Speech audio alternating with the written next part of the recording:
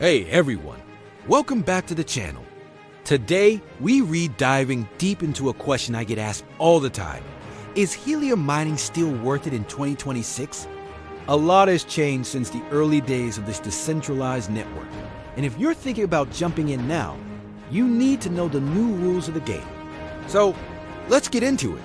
Back in the early 2020s, helium was all about building a massive global network for the Internet of Things, or IoT.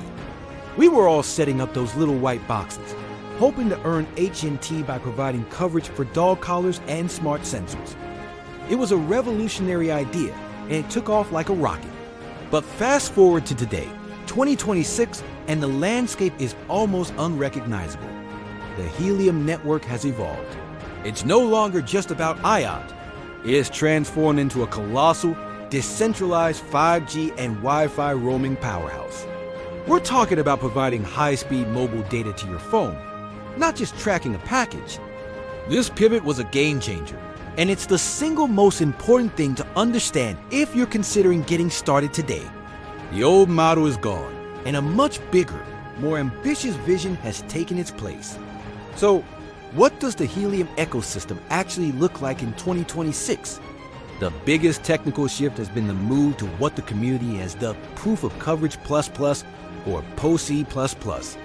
This isn't just a minor update. It's a fundamental overhaul of how hotspots earn rewards. The old POC system was brilliant, but had its flaws, particularly with gaming and reward inconsistencies. POC is designed to be much smarter. It doesn't just verify that your hotspot exists. It actively measures the quality and utility of the coverage you provide. It analyzes real-world data usage, uptime, and latency to determine your contribution to the network. And here's the kicker. Hotspots that provide high-quality, verified coverage are seeing a revenue boost of up to 40% compared to the old system. This means placement and hardware optimization are more critical than ever. You can't just stick a miner in your basement and hope for the best anymore. The network now actively rewards those who are serious about building a robust infrastructure. Another monumental change was the full migration to the Solana blockchain. I know, there were a lot of heated debates about this back in the day. But looking back from 2026, it's clear this was the right move. The original Helium blockchain simply couldn't handle the sheer volume of transactions and data transfers required by a global 5G network. The move to Solana brought incredible speed and scalability. For us miners, this had a very direct and positive impact. Staking and managing your rewards became ridiculously simple. Gone are the days of clunky wallets and long transaction times. Now, with Solana's ecosystem, everything is faster, cheaper, and more integrated. You can stake your earned mobile and IoT tokens, participate in governance, and access decentralized finance apps almost instantly. This integration has made the entire experience smoother and has opened up new ways to compound your earnings beyond just mining rewards.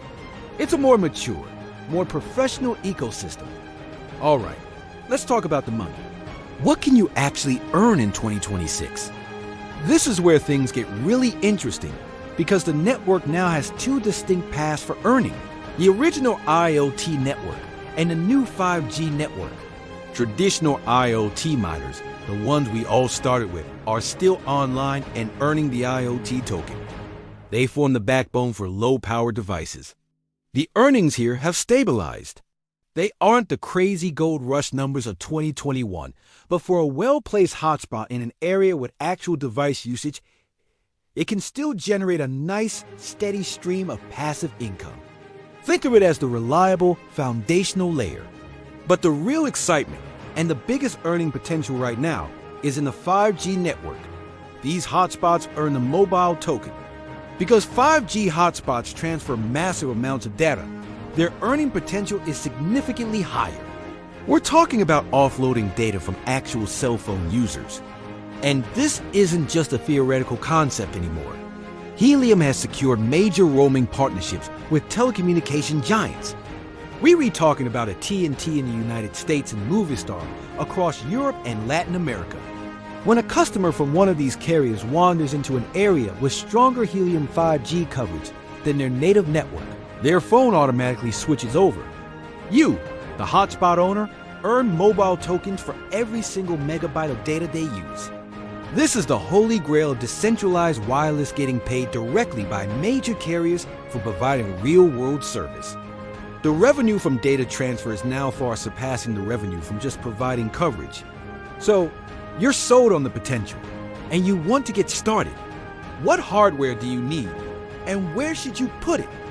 Let's get practical. The days of the simple indoor Nebra or Bobcat miner are largely in the past if you're targeting max profits. For 2026, you really want to be looking at the latest generation of 5G gateways. I've been testing the new Helium 5G Gateway Pro, and this thing is a beast. It's an outdoor rated unit that combines both IoT and 5G radios, so you can earn both IoT and mobile tokens with a single device. It's more expensive, yes, but the earning potential is on another level. But the best hardware in the world is useless in the wrong spot. Location is everything. For 5G, you need to think like a cell tower company. You want height and a clear line of sight. Rooftops, balconies, and even dedicated antenna masts are the name of the game. You're aiming for areas with high foot traffic, think downtown cores, shopping districts, stadiums, and university campuses. These are the places where people are using their phones and where you offload the most data. Network density is also key.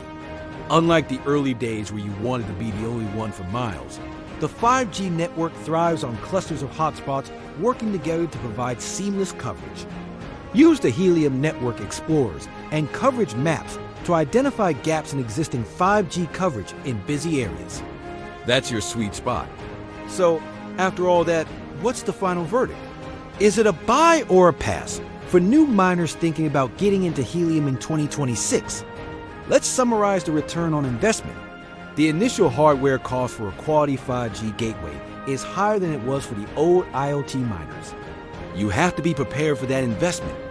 However, the potential return is also significantly greater, thanks to the data transfer rewards from the mobile token and the partnerships with major carriers. The POC++ algorithm ensures that if you put in the effort to find a great location and install your equipment properly, you will be rewarded for it. This is no longer a set-it-and-forget-it gold rush. It's a more serious infrastructure-focused project. So, here is my final take.